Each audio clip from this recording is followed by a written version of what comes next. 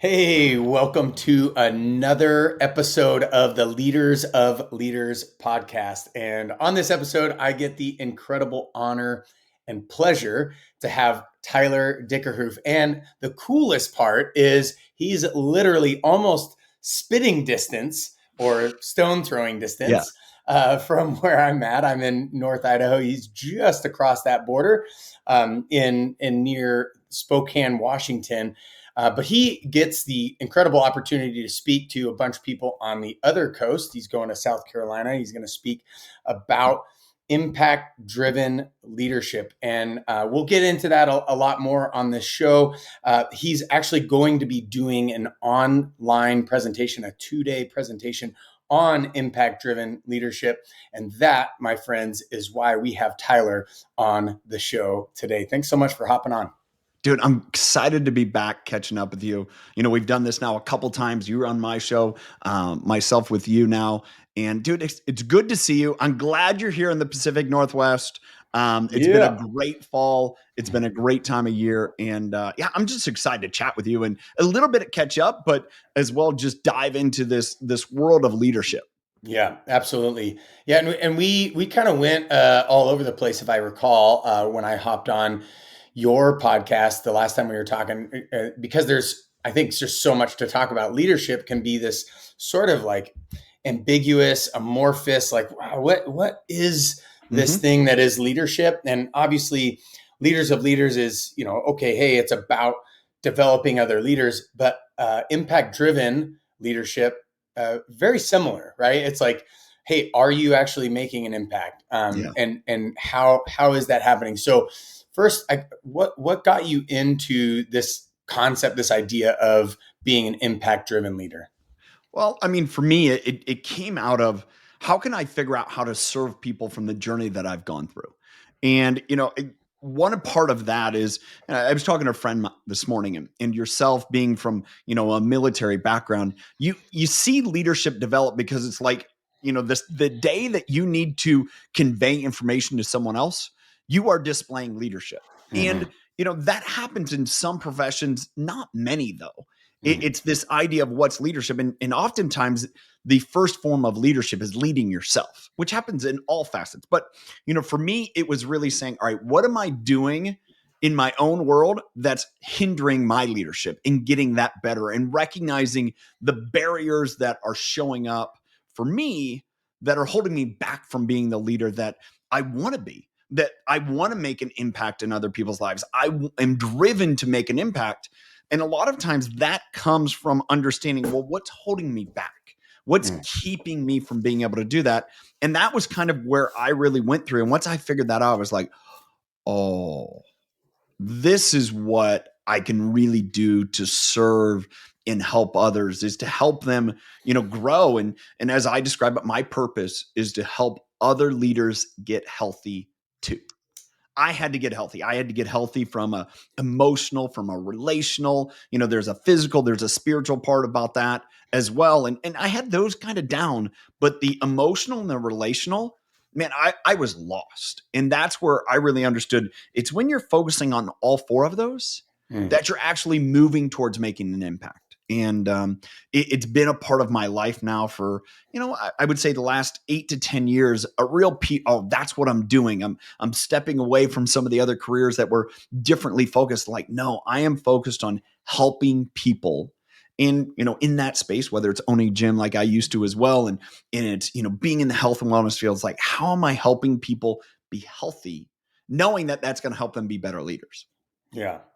Yeah. So what, if you have an anecdote, what's like one of the stumbling blocks, and then we can just maybe pick that apart and help people kind of understand if it's your stumbling block that you stumbled in, and then, okay, you kind of figured out your way, or maybe got a guide or whatever the case might've been. But then how have you helped some of the others, especially in your impact driven leadership group? It was kind of funny. Host a podcast, right? The Impact Driven Leader podcast. And I was interviewing a gentleman the other day, Lieutenant Colonel, retired from the U.S. Army. And he has a book called Legacy Leadership. And in that, there's a chapter. It's like, and he says, it's not about you, but it's all about you. And as I heard that, I'm like, yes. And that was, I made a presentation. I was invited to speak at a friend's leadership conference now 4 years ago. And at that, I presented kind of this philosophy I was developing of leadership. And it was centered around, what drives you and, this whole model of leadership. And a big part of that is it's not about you. And really, leadership, it's not about you. It's about what are you doing to serve others. And as that chapter title that I just shared with you, it's not about you, but it's all about you. And a year ago, I was invited from a college fraternity brother to do a leadership presentation with another friend. I was actually catching up this morning that'll tie into this. And we were talking about, leadership, and I was presenting, and I just had a moment come to me. And, being a person of faith, I know it was from God. I know, that's what gave me this revelation and kind of put it to words. It's actually what I'm going to be speaking about on day one of my workshop. It's what I'm going to be speaking about in South Carolina. And it's our barriers of leadership. And, that night, I'm writing this, I'm presenting the next morning, and I got to figure out, because I had a presentation, like, this isn't going to work. It's got to be different. And I came up with the 4 I's. And so there are 4 I's that are the barriers of leadership. And the first one is the one that I think every single leader deals with, every single person deals with, and it is the greatest barrier. And it shows up in psychological safety in yourself and others. And that's insecurity. And for me, that was understanding, how did my insecurity show up? Like, where did I recognize my insecurity is showing? And we all have it. It can be, where you can be, kind of overbearing, or maybe you're really quiet and reserved. Maybe you're trying to protect yourself, make sure that you're, holding your space, that, oh, I have value here. Or it could be, oh, you discredit yourself. I mean, those are all ways that insecurity show up. But that is what I would say probably the biggest barrier for leaders, especially today. So I mentioned that I was talking to a friend of mine. He and I presented at this event a year ago. And in that, we got into the discussion this morning about what's affecting leaders today. I said, man, it's funny. Every conversation I have, it kind of centers back to these 2 things. The first one is psychological safety. And I shared with him, that's going on. I see that in my daughter's soccer team. I see that in my son's soccer club and team. I see that in organizations that, I talk to leaders, is like, do I feel safe? Do I feel like my leader, my boss, the person looking out for me, is looking out for me? Or are they looking out for themselves? The bottom line, are they following whatever other, executive is telling them they have to? And that's every organization today. And there's, this kind of piece of, how am I being judged? We talked a little bit before we got started here, your journey the last couple of years, right? Going from, the normal changes and occurrences, whatever. And there comes a point, I could imagine, we didn't talk about this, but I imagine, Aaron, as you got into what you're doing now, both with the leaders of leaders, but also the medical sales stuff, you're kind of like, can I do this? Am I built to do this? And I know this from, having the relationship, interacting like we do. Hey, you've had success. You're like, I'll figure it out, right? I can figure it out. I have enough confidence. Well, there's a lot of leaders in this world that don't have that right now. Because they got thrust into a leadership position right during COVID or right after. And they're like, I don't even know what I'm supposed to be doing. I just have to do whatever I've been told, and people need to deal with it. And everyone we're leading, and this can come back to our family, everyone we're leading, they don't know either, but they want this. They want you to just put your arm around them and say, we're going to figure it out. It's okay. That's awesome. And so at the workshop, obviously it's virtual, so maybe Yeah. you're putting virtual Yeah, arms no. around. But, so is that is it just as simple as you saying, "Hey, Robert, hey, Julia, hey, whoever the case might be, it's going to be okay. We're going to figure this out." Like Yeah. just giving them that little bit of support. Yeah. Do you think that really does help elevate them out of insecurity and into some sort of security, or is there even more to it, or what's your thoughts on that? So I believe this. I believe in order to ever fix a problem, you need to get to the root of that problem. Yeah. My previous background was I was a nutritionist for dairy cows, right? That's what I did for 13 years. That was my profession. And there would be situations where I would go to a dairy farm and I tried to diagnose a problem. Well, we had this kind of saying within that organization. It's like you can constantly throw band-aids at the problem. It's, oh, we'll do this change. We'll add this supplement, nutritional supplement, whatever, and it'll just kind of mask the problem. It may not fix the problem, it'll just mask it. And I saw frustration in that constantly because I'm like, you're just delaying the inevitable. Mhm. Eventually that won't work and you'll be right back in the same spot. And, that's my viewpoint on insecurity. It's like, man, try to understand. And this is going to take some reflective time of sitting back and saying, all right, when does insecurity show up in my life? I realized it for me, and it took me a while. And it was, again, as a person of faith, it was God slowly prodding me. Mm. And for me, it was understanding one day, it's like, where do I feel uncomfortable in conversations with other people? What makes me feel like just that little bit of uneasy? Or when do I recognize I'm talking to someone and all of a sudden their eyes glaze over and they're like, I'm done with this conversation. I'm moving on. And it was analyzing those and reflecting those situations. Where was this barrier in between myself and others? And then understanding, oh, that's my insecurity showing up. And so for me, going back, this was, back into my early, I don't know if it was youth, pre-juvenile, middle school, whatever, where I tried to make sure that I showed value. How would I say established value was for me how much I knew. I Mm. was small. I wasn't real athletic. I was smart. I got good grades. School was easy. And so if I got into a situation, it was usually like how much I knew. And that's what my value was. Mm. And at the same point, my parents were like, education's important. So there's that value piece too. It's like, all right, how much I knew. And for a bit of life, that was my crutch. It was like, that's what value I had, is what I knew in my professional career. It was, oh, this is what I knew. That's how I got value. Mm. It took me a while to understand that drove a lot of people away Yeah. because it was over, it was cocky, it was arrogant. And, it was one of those situations. I was just trying to make sure that I felt like I was valued. So I'd share all this knowledge. And instead, it drove people away. And it Yeah. was relationships where I didn't have to share that, where I was curious. I'd ask questions. I tried to learn a little bit more. I was comfortable in my own space. Man, those relationships were a lot easier. And that's when I recognized that that's how my insecurity showed up. And it Yeah. could even happen today. I could go leave this and I go have a conversation with someone, and all of a sudden I'm like, Tyler, what are you trying to prove?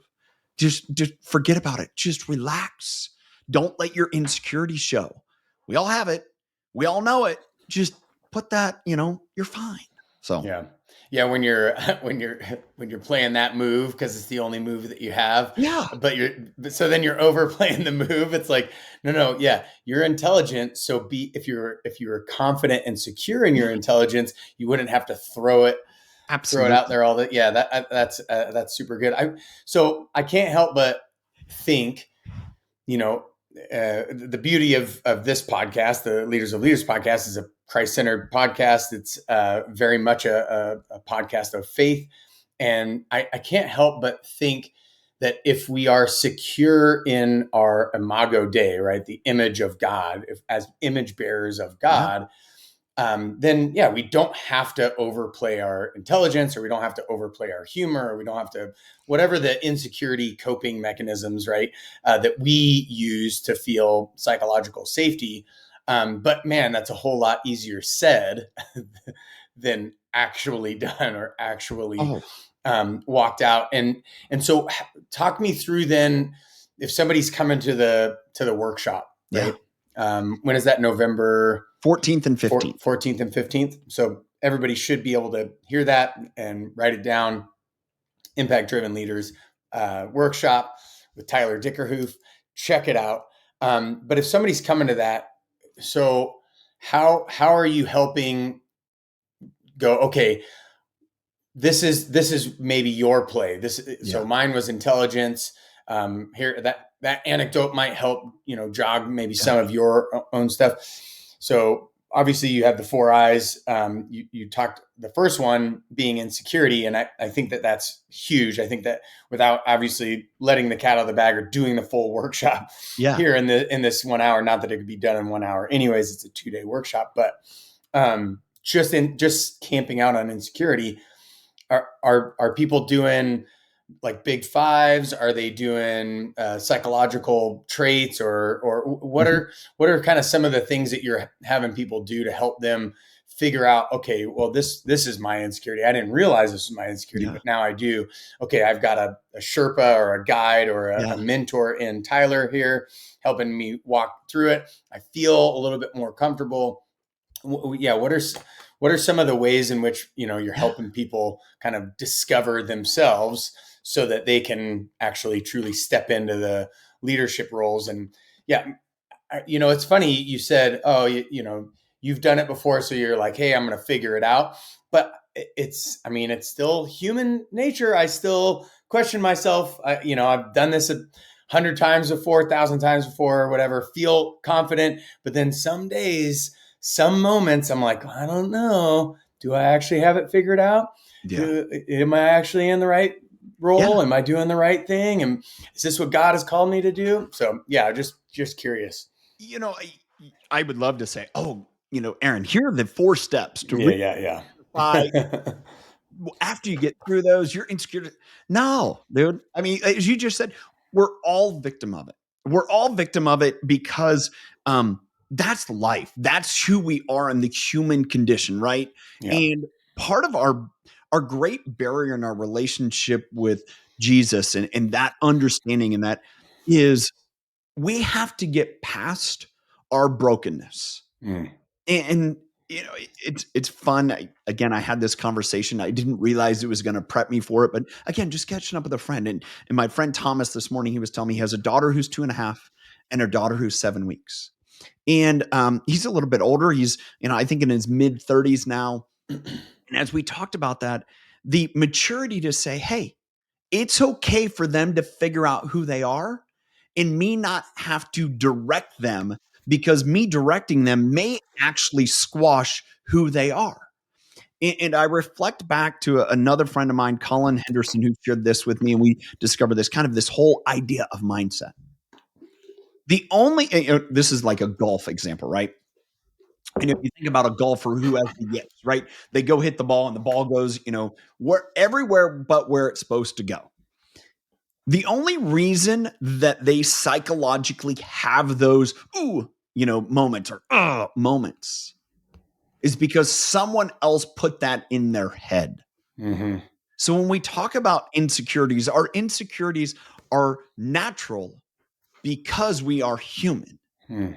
But our insecurities are not natural in the eyes of God who made us. So the only place that insecurities come from are the rest of society. Someone put those into us and we accepted them as insecurities, meaning we're not good enough. Mm. That's good. And it's yet, if we look at our relationship with God and we free that and we understand and appreciate that, we are perfect. However, in our society, it constantly is saying, Aaron, if you're not as good as X, Y, and Z, then you're not good enough. Tyler, if you're not as good as X, Y, and Z, you're not good enough. And that is just the devil's playground in our insecurity, playing on envy, playing on comparison, playing on all those other things. Yeah. So the moment that I would hope people would recognize is your insecurity will show up some way. You'll know it, right? Yeah. I can imagine as I'm just sitting here with you and you're, it's rattling through your brain. You're thinking of, because everyone knows their insecurity. They Yeah. know deep down, but they don't understand how it shows up to others. But I think if we take time in that, for yourself, even, the next day or two, and just saying, oh, when did that little uneasiness inside happen? Oh, that's my insecurity. Once you recognize it, well, then you can start doing something about it. And here's the thing that I want, every listener to understand and appreciate. The moment you recognize your insecurity and you own it and you just say, okay, if you share that with everyone, they're like, yeah, I knew that. Totally. I didn't know maybe your insecurity, but I absolutely knew how it showed up. Yeah. I can think of my children. I think of my wife. I can think of many people around me where all of a sudden, you just push. And it was like, I could say something to you and I turn around and I say something to someone else and you could be totally fine with it. And the other person, they're like, ooh, cringe a little bit. That's your insecurity. That's, it's kind of like when you're walking down the hall and, you're on carpet, all of a sudden you go and touch something and that zap, like, it like that. I can't tell you what it is, but you're going to know it when you know it because it's the area where you feel like I have to put this armor on. I have to protect because if they knew, man, you would think less of me. Yeah. Oh, I love that you used armor. So I spoke at this Brotherhood of Fatherhood event or whatever called the big event. And one of the guys there, this guy, Brian Lilly, I think he's in Florida. And so if he's listening to this, thank you, Brian. This is the second, maybe third time I've used this. But he said our social armor, like be willing to take your social armor off. And I thought, man, that's so good. Like when I first heard it, I was like, man, that's so good. But then you just said it right there, right? You said you're wearing this armor to protect yourself from the insecurity that, oftentimes you don't even know. Obviously, those of us that, as we get to know ourselves better and God reveals maybe some nuanced aspect of our relating, in relationships or our own psychological thoughts about ourselves or our dialogue or whatever the case might be. We get to know it better and maybe not 100%, but much better. And then you're like, oh yeah, that is something that I do. And so now you can actually work on it. So so is that obviously, it when you know it, when you're walking people through the workshop, is that or one of your talks or whatever the case might be, right? Or they're a part of your group. Is it okay? Now that you're aware of it, now we can start working on it. Now we can hold ourselves accountable or be vulnerable or whatever the case might be. Well, the greatest solution to your insecurity, the fix of your insecurity, is pretty simple, but yet very few people understand it. I would say it's one of the most misdefined or understood words in our society today, and that's empathy. The greatest fix of your insecurity is being empathetic to and with and for others. And, so then you're like, well, what is empathy? I just tip my hand and say, I think most people don't understand it. It's a very, we throw it around. It's like, but what does that mean? What do you do? I think humility is another one of those words, right? It's that constant. Well, what's humility? Is it, I refer to the C.S. Lewis. I think it's probably the best in my mind. It's not thinking less of yourself. It's thinking of others more. Because I believe if we fall into the pattern of thinking less of ourselves, we're actually letting our insecurity overtake us. And it's not thinking less. I have these certain abilities and skills, but in spite of that, I'm going to care about you. How can I serve you? What can I do to make sure that you're accomplishing? The practice of humility is actually empathy. In my definition, what I've kind of come to grips with. It's a great way for me to analyze it because I've heard people say, "Oh, it's putting yourself in other people's shoes." My quick retort to that is like, it's really hard to do that when their feet are in them. Because if their feet aren't in them, then you're not in the same spot. Yeah. Yeah. Instead, I view it this way. It's putting your arms around someone and walking with them. Now, there's a tremendous biblical, vision here. And think about it. You can't be unequally yoked. So if you know anything about oxen and how a yoke works, if one oxen pulls fast and the other chokes out the other oxen, if they're walking together at the same pace, man, that's when they're able to be efficient and work and strong. Empathy to me is the same. If I put my arm around you and I start walking and I'm dragging you, it doesn't work. No. And at the same point, if I put my arm around you and you start dragging me, it's not going to work. We have to go at each other's pace and, effort in order. I put my arm around you and whatever pace you're going to walk to, let's go. That's what I'm going to walk to.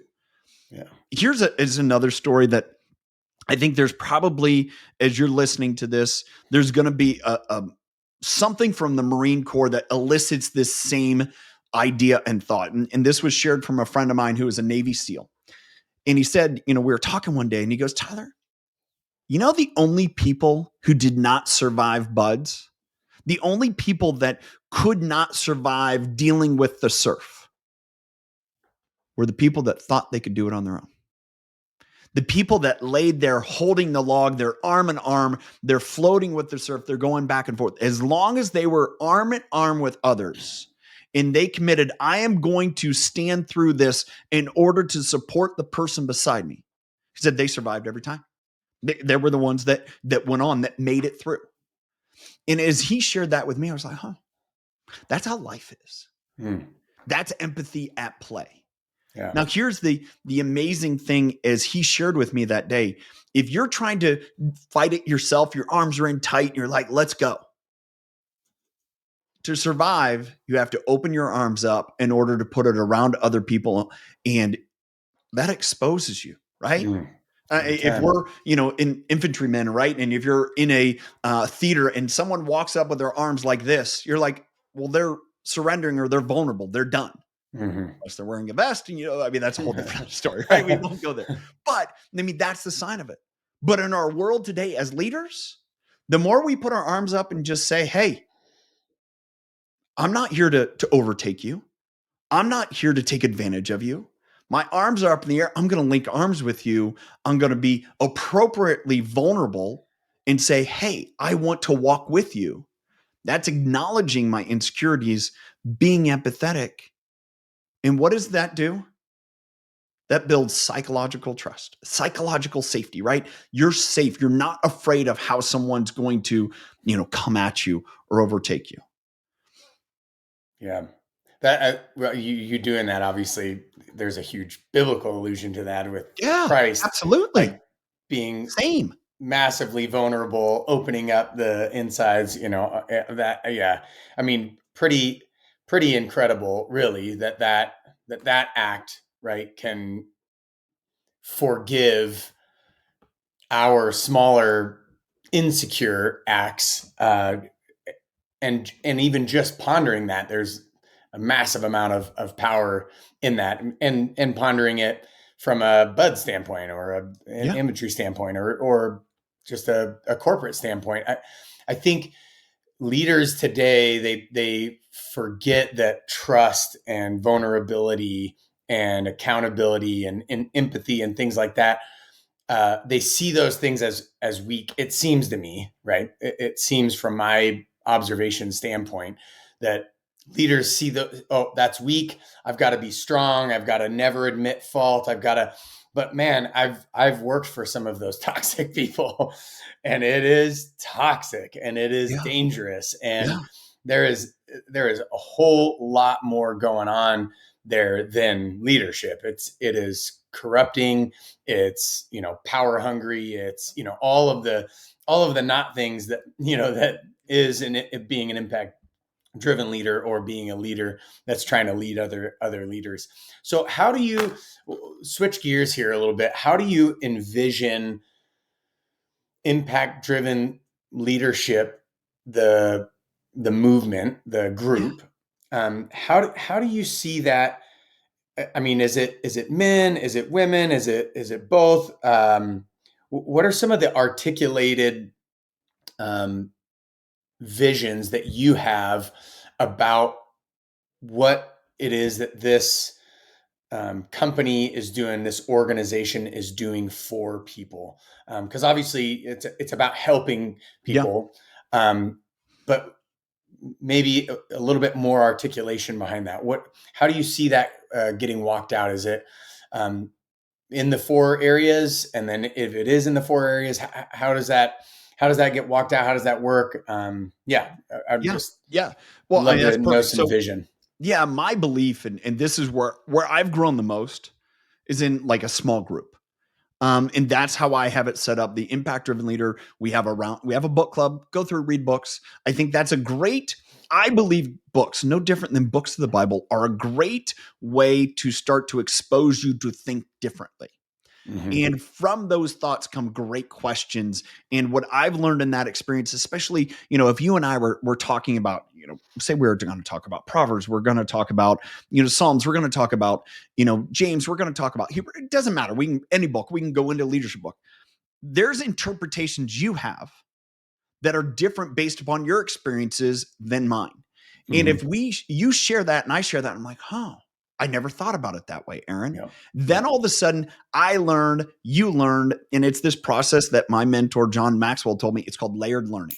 And I believe that is the key to growth and development is layered learning. And so the impact driven leader is set up in roundtable where we'll go through and we'll discuss books. And what's fun about that is it seems like, and it's just, again, a person of faith, God just aligns it to where what we're reading is spurring on what people are experiencing in life. And all of a sudden, I'm sharing one experience, three or four people are sharing their experiences. And all of a sudden, these layers come together, and you don't realize how much you're moving forward because it's not just a curriculum. Curriculum is Mm. great. It Yeah. helps, kind of set a common language and understanding, but Hmm. it's not what's going to bring transformation. And my belief in this process is to help people transform. It is Mm. that process of getting healthy. And so that's where it is in small groups and it's cohort groups, and we're working through it with this foundation and understanding that insecurity is our great barrier. I'll tip the hand and let you guys know, and we won't go into detail, but the other three are insensitivity, inactivity, and the last one Mm. surprises most people, and I see it showing up more and more, is intensity. And those four are the barriers that I think if you can identify and work through those in your life, man, it's amazing how much easier leadership gets. Doesn't mean it's easy, but it gets easier. And so I share in my experience and how those have shown up, different ways in showing up, different anecdotes. But all of those are, really the big one, and why I started with it is insecurity Yeah. in all the different ways. But what's fun through that process is when you start to grow and you start to have someone shine a light in areas where you didn't want to. It's amazing how much security in and of yourself that you can develop. And to me, it's a process. It's not something that's in a quick little workshop. It's a process. But Mm. however you're willing to start that process, you're going to have progress. Mm. And I think that's what is most important. And I think what's interesting is why I brought up the psychological safety. When we're trying to hide or we're afraid, or you talk about, some of the people that you reported to or people that you've worked for that kind of that toxic. Mm. The moment that we can separate, oh, this is how it's impacting, affecting me, and realizing how it's affecting everyone else. And can we be a catalyst in that?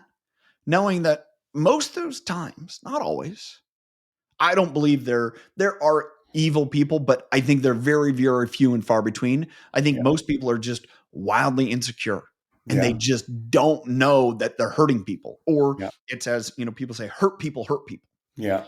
And having grace in that process doesn't mean that you don't need to step away from it, but it's also having grace and understanding, okay, they don't know what they don't know. Yeah. And Yeah. I think that, again, there's that hope that leadership can be better. Yeah.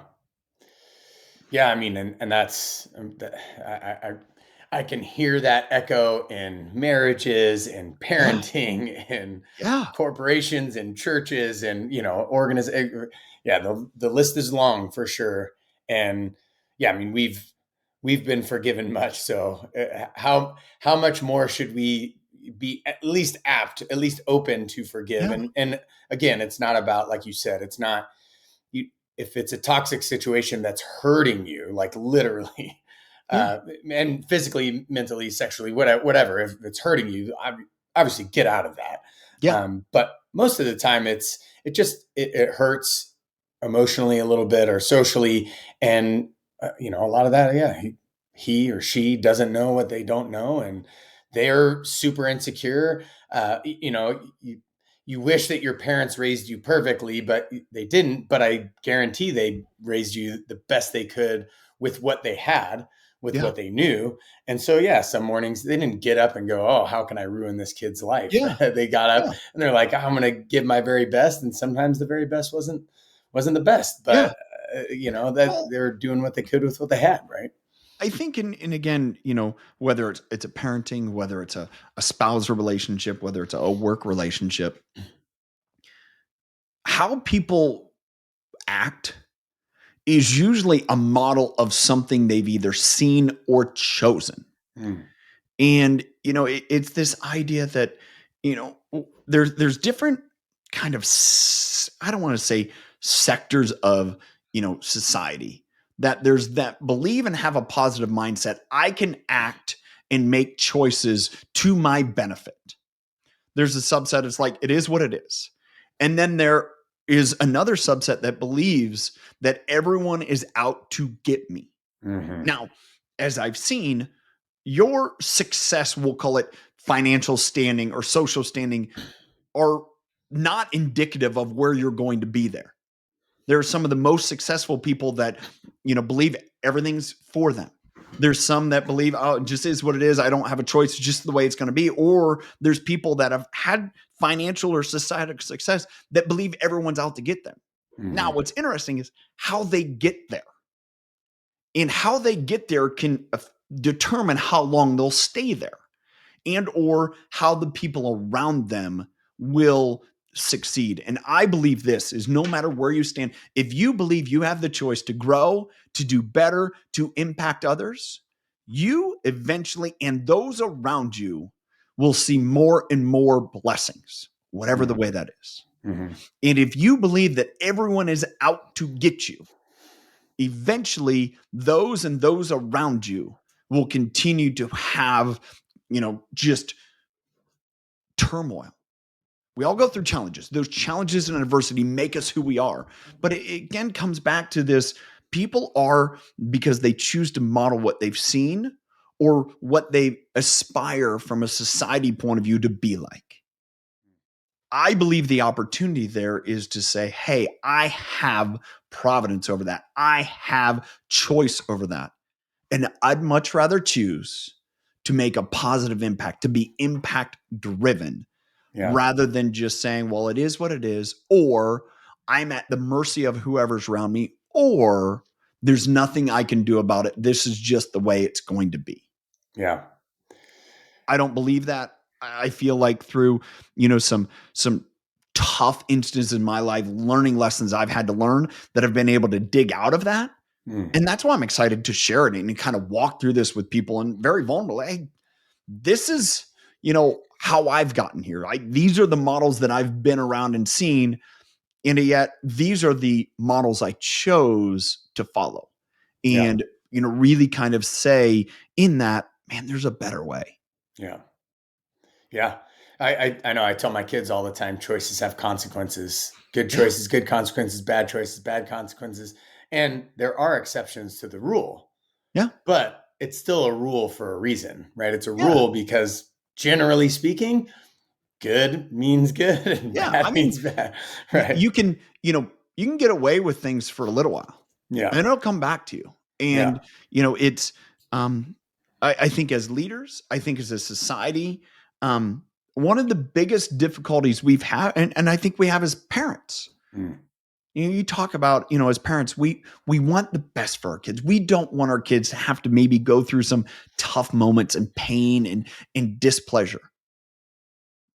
Our avenue in leadership, even our avenue to take people away from that, is actually what hurts them. Mm. It's if we understand, hey, there's consequences, and you're going to have to deal with those consequences. Sometimes those consequences suck, Yeah. but that's what's going to help you grow and not do it again. I'd much rather, my daughter just started driving, just turned 16. Whew. I would much rather her get a speeding ticket and that help her understand speed. There's, speed will kill, right? Hmm. Instead of never having one and then potentially be at a point to where it becomes very, very dangerous. Right. It's all those. I'm lucky when I was 14, I was riding my sister's car. She was 16. She was driving. She was taking me to soccer practice. And I was riding in the back of the car. And I told her, it was this intersection. And at the intersection, there was some gravel in the middle of it. And I told her late. I said, hey, we got to turn here. And she didn't realize she was going straight instead of turning. And she turned late, slid through the gravel, hit a telephone pole. Oof. Luckily, she didn't get hurt. I didn't get hurt, but I was in the back seat and I didn't have my seatbelt on. I slammed into the back of her chair, right? Driver's seat. Slammed into the back of it. Again, no one's hurt. From that day forward, I feel naked. I feel something's not right, not wearing a seatbelt in the car. Just Yeah. since that day, I am glad I had that experience because that has put that in me. And that's probably, maybe once or twice been in an accident where that's made a difference. But I'm thankful for that experience and that consequence, Yeah. even though it would be pretty hard for me to say, yeah, I want my daughter to go out and get in a car wreck in order Yeah. that she can be safer. But yet those are some times where, to quote the Carrie Underwood song, Jesus, take the wheel. Yeah. And we have to be willing to do that as parents, as leaders, and understand that those consequences, it's okay. Yeah. I mean, and maybe it tends to be, it seems from my observation, a little bit easier for the fathers, the paternal side, to be okay with that a little bit. The maternal side's like, putting the arm up, Yeah. trying to, doing what they can to stop those things from Yeah. happening before they happen too Yeah. hard or too, those consequences are too rough. Yeah, those are Yeah. incredible stories for sure, and absolutely hit the absolute heart of the issue, right? It's like, yeah, like some of these consequences, some of these problems, some of these life um, altering situations are exactly what we need to speak to us in the way. How did I hear that the other day? It was God whispers to us in the things that He gives us, like his gifts or whatever, but yells at us in our pain, Yeah. right, and in our suffering, Yeah. and man, it's so true.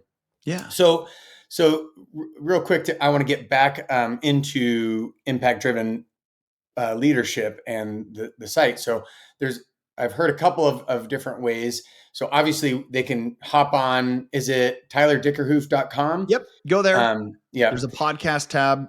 Check Yep. out the podcast. So listen to the podcast. You can subscribe. Yep. You send out some good information. Obviously, you've shared a ton of really good information so far. And so if you want to dive a little bit deeper, you can subscribe there. And then what's a book that you have just finished or you're maybe about to start or Yeah. something? So And the book that we're going through right now it's called My Daily Leadership by Anthony Garrido. I do an interview with him. It's about journaling. oh, And nice. it's a really cool book. He tells some great stories and has some great prompts encouraging people to journal. So as a group, we've had some great discussion around that. So that's the latest book. I don't have the book here right beside me, but we just got through What to Do Next by Jeff Henderson. There's an interview with Jeff as well talking about that. It's a phenomenal book about transitions of life. And, it's preparing what you're going to do next before you do that, but also how to work through that. So those are just two examples of different books that we've gone through, part of the Roundtable and Book Club. And is it a book a month or Yep. how? Yeah. Yep. And Book a then month. do you meet once a week then and We talk about meet a on couple? Zoom once a week as part of the roundtable, as well. Going into the end of this year, next year, as part of the community, I will be doing a kind of a like this. What I'm learning, what I'm picking up a couple times a month, and share with everyone as part of education. That's part of the group as well. Moving forward. But again, there's the workshop that I'll be hosting on November 14th, 15th. You can go to either my website or the impactdrivenleader.com to find more information to register for that. Excited for that. It's going to be fun. We're going to talk, like I said, about the 4 barriers of leadership, really dig into that, and then talk about some of the mindset of a leader, some action steps, some ways to really move forward in your leadership growth and journey. Yeah. So you mentioned intensity as one of them, right? Yeah. In the 4. Yeah. So is it too much intensity or not enough intensity, or a bit of both? It's probably a good question, good take on it. I've always looked at it as the overly intense. Overly intense push people away, and that's what I've experienced. I would say no, I'm just kidding. The lack of intensity, the lack of urgency. What was that I was talking? Oh no, I was like, what are you trying to say? Yeah, no, and that's what's hard, because there's almost this expectation that leaders are supposed to be intense. Yeah. But what I realized, and when I saw, is what happens when you're super intense. It's kind of like when you're, that ox that's just ready to go, and the other one's like, I'm not sure. You choke them out. Yeah. And you do that to people when you're super intense. Yeah. And you have to learn how to go with it. You can improve the intensity of those around you that you're leading. Yeah. But you can't do it by being overly intense. Yeah. Because then you just push people away. Yeah. Yeah, that's I can own that for sure, right? Yeah. I mean, and if I wasn't already intense growing up, just by nature of my personality and how God created me, then I joined the Marine Corps. I was like, oh, geez, all bets are off.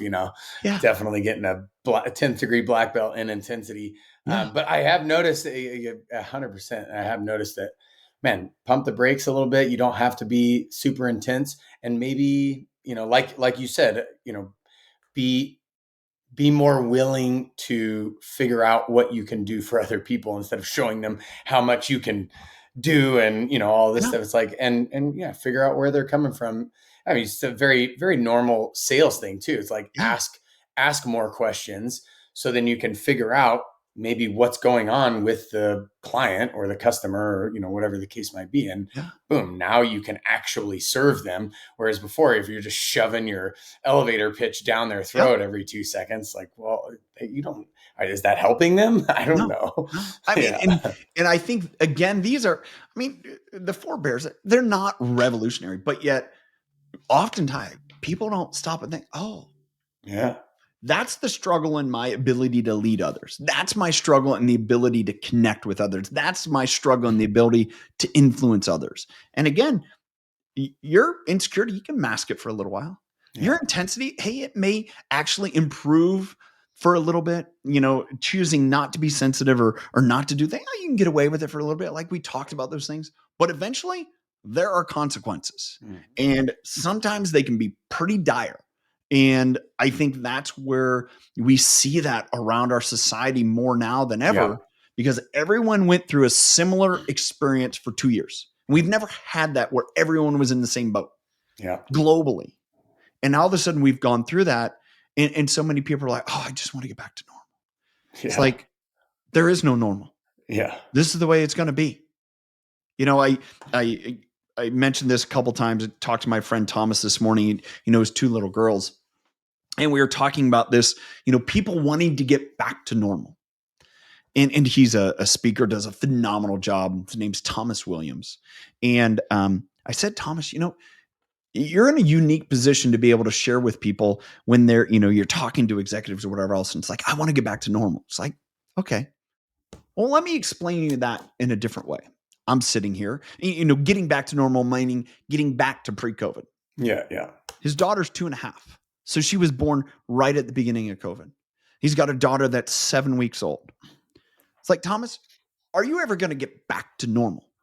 Meaning you're not going to have these two girls to look after. No, sorry, that ship has sailed. That's never going to happen. Yeah. And every single leader listening here, every single leader that Thomas is ever going to talk to, any person you ever interact with, Aaron, guess what? There's never getting back to normal. No. This is the way it's going to be, just like when you become a parent. Unless give those kids away, even though they're part of your soul, you'll never get back to normal. So it's instead understanding what is going to be our new normal, what's going to be this new condition that we need to work through. And as you and I and others listening in get older, and we find ourselves in these places of leadership where we have an older generation that's had their experiences, and now we understand this younger generation that has their experiences, and those societal pressures are like, how does that make them act differently? Or what are they more sensitive to? What are they looking at for in life? Because guess what? It's a whole lot different than what you and I were looking for in life in the early 2000s, before the Great Recession, or after that as we're trying to figure stuff out. Those kids, a whole different world, right? They went 2 years without really socially being around people. Yeah.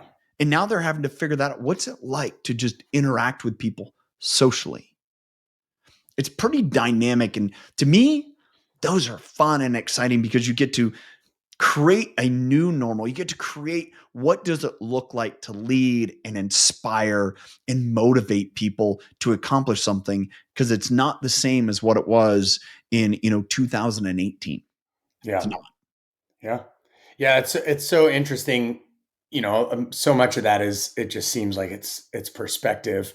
A lot of people see it as this drawback, this hindrance, but the more I see it as an opportunity, and the more I see the benefits, the more opportunities I see, and the more benefits I see from it. And like you said, it's really exciting. It's not what I was calibrated to, Sure. maybe. It's not what I would have chosen for sure, but it it it is laid, the cards have been laid out, and now I get an opportunity to see it with opportunity eyes, or, oh, it's a drawback, and, oh, if I could just crawl back into the womb and start over again. Yeah. It's like, no, you're not going to crawl back in the womb. You're not No. going to And start over again. This is where we're at. yeah. And I look at that, from this angle that, man, I think once you've come to grips with the challenges that we're all beset and understand, hey, I just have to endure them. My word for the year was endure. And I look at that's come up in different ways in different places, but I'm like, man, if I can just endure the process, I mentioned this earlier, I will progress. Man, when you stop and realize that, man, anything's possible. Man, it becomes fun. Hey, just endure the process and you will progress. If you fight it, if you try to ignore it, it's not going to work. No. Run from it? No. None of it. Yeah, that's awesome. And I think that's an incredible place right there to finish. Endure the process. And shoot, we have another process we're in the midst of right now, where we're waiting. We can kind of see the writing on the wall with the economy, but nothing has come to full fruition, so to speak, and how we're going to endure or deal or see it as an opportunity instead of a drawback.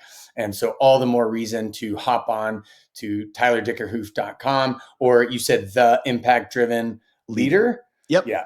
.com. You could check out both of those things. Check out his workshop. Obviously, he has shared a tremendous amount of value and information on this podcast.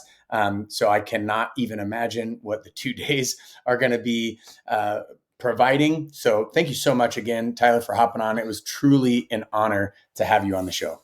Oh, good to be back here, man. Appreciate the opportunity and just appreciate spending time with you.